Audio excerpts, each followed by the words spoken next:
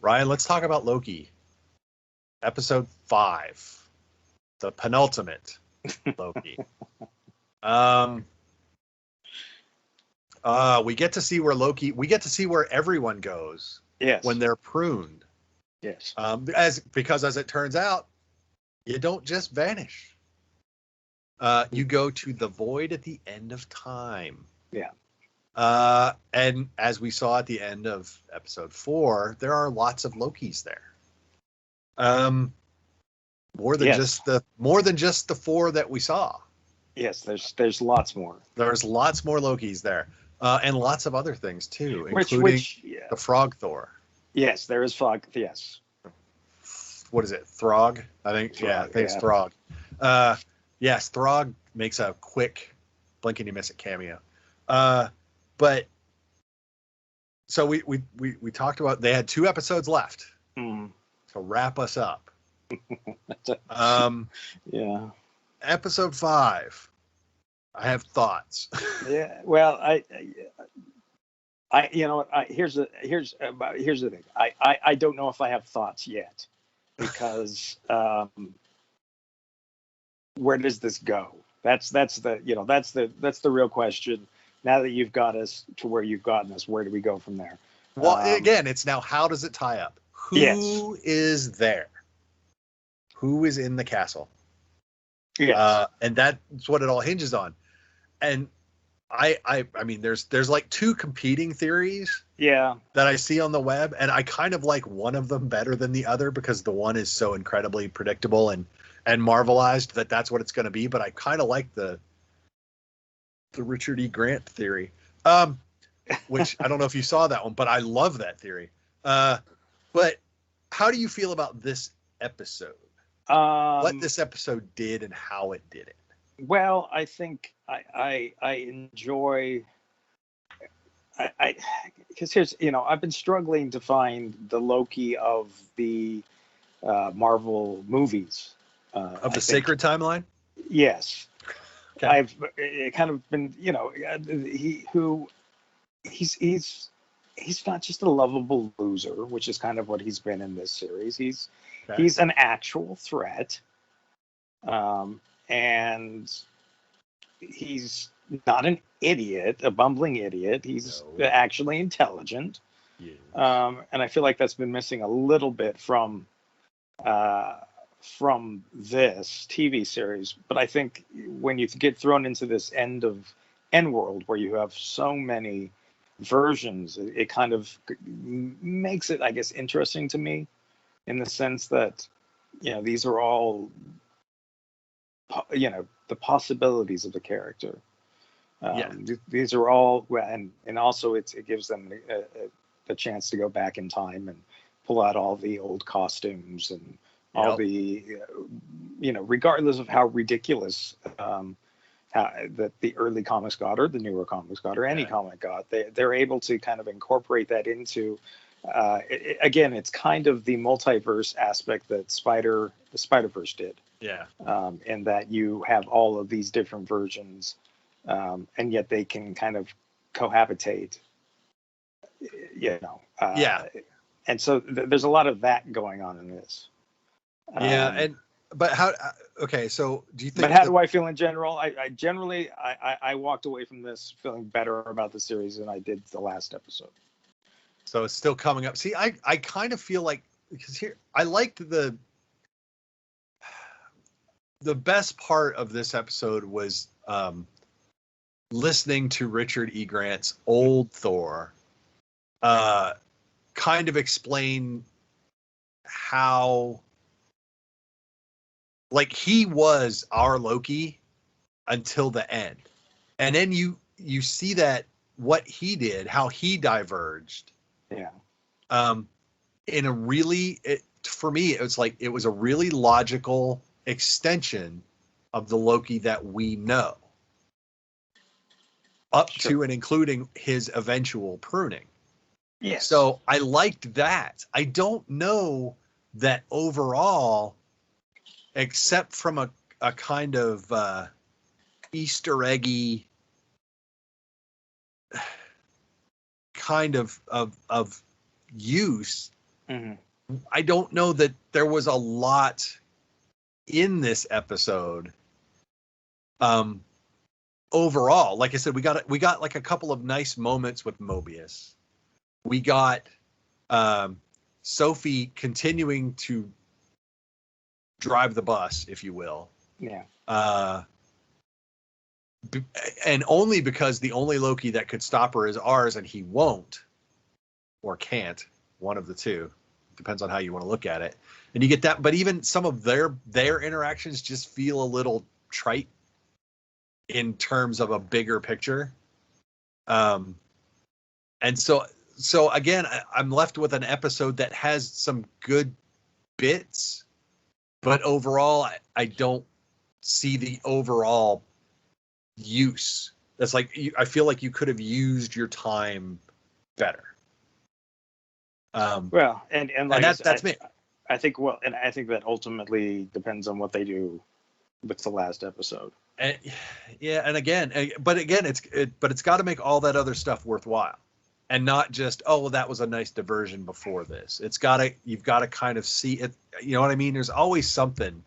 Marvel has this really great tendency of like a gather stitch. By the time you get to the end, you see how all of that worked together. Yeah, you'd rather not think that it was just a waste of time, or that right, it was just, and that's what I don't want.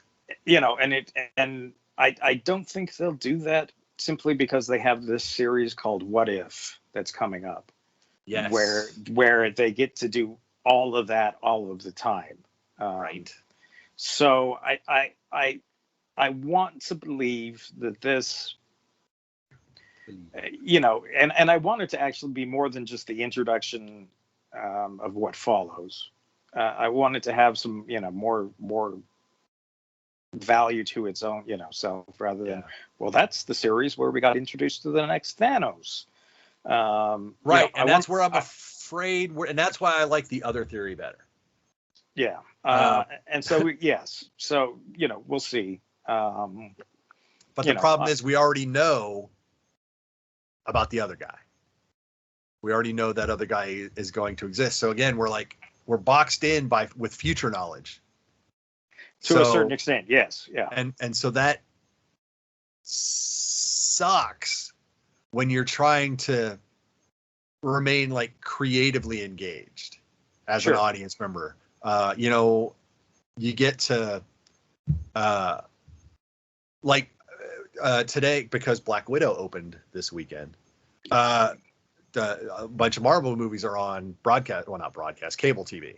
Mm-hmm. And so Infinity War and Endgame were on earlier, and I got to the end of Infinity War, and as great as that ending is, after the snap, the rest of that, it's like I almost kind of wish Thanos had floofed out after Thor was like, "What did you do?" And they'd have just cut right to Thanos in the garden, and we'd not seen any of that. Mm-hmm. Because then we would have been left completely in the dark for the year before Endgame about who stayed or went. Sure. So we get to the second one, we're like, oh, it's the original Avengers are left, and so they're gonna have to, So again, we were boxed in with future knowledge. Now the scale of that was a lot larger, so there was a lot more room to play.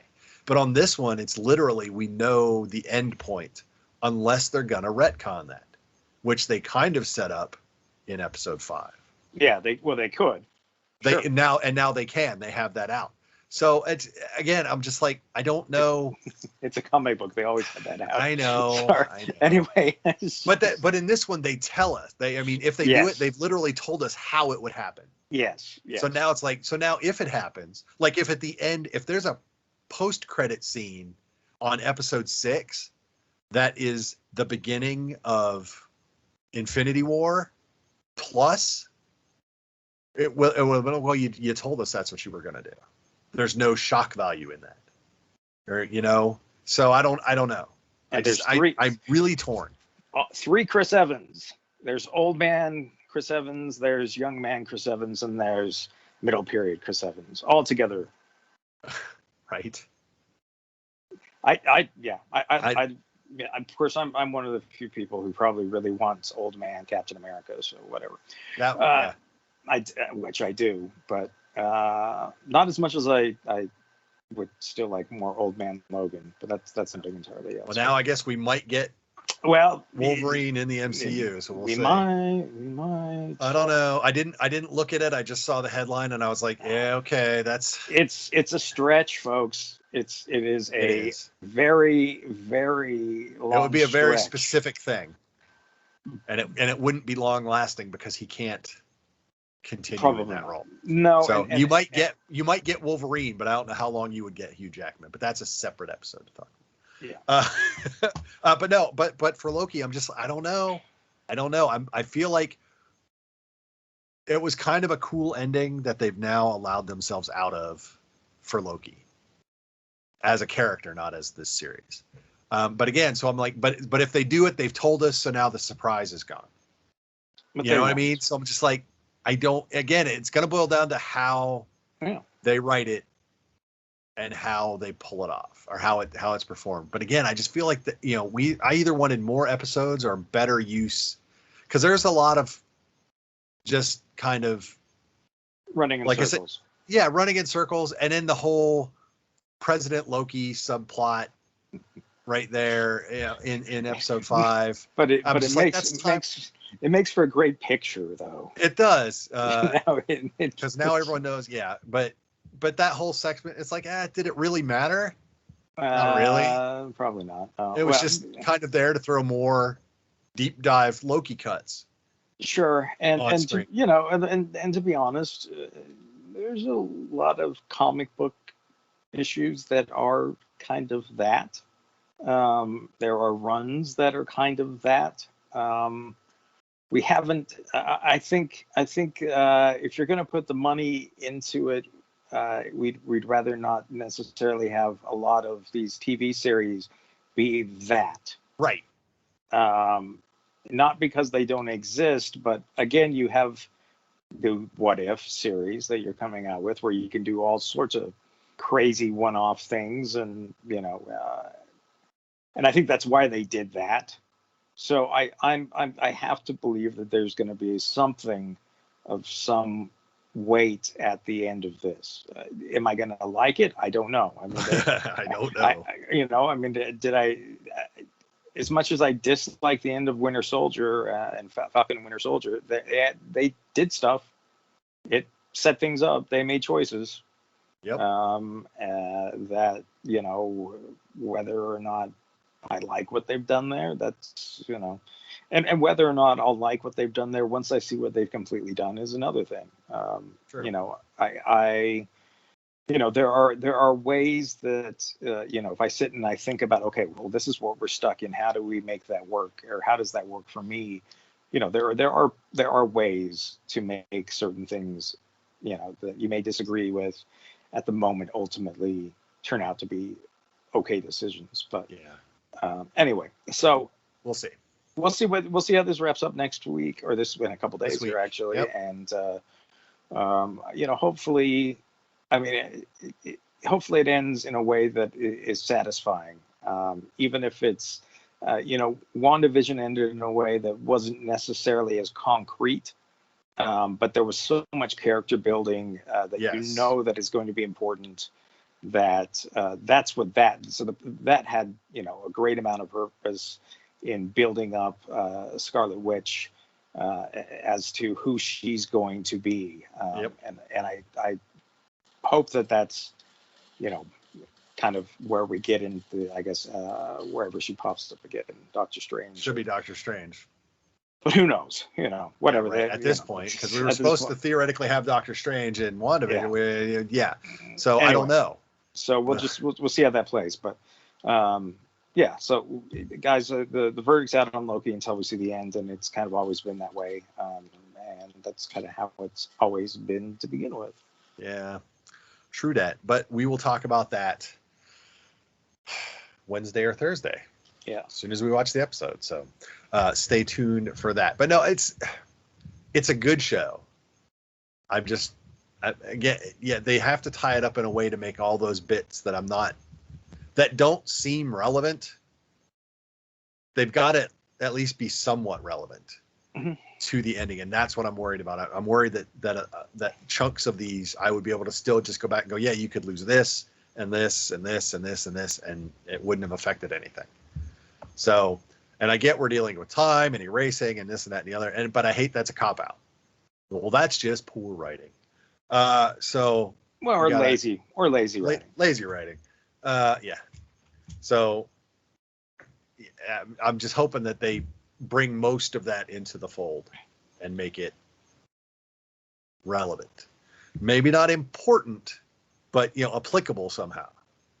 It doesn't have to be the end all be all, but you've got to be able to see the connection, except for isn't that cool? And so much of it. You're allowed some of that, but not too much of it. So, but yes, so that's it. That is Loki, episode 5. Episode 6, this Wednesday.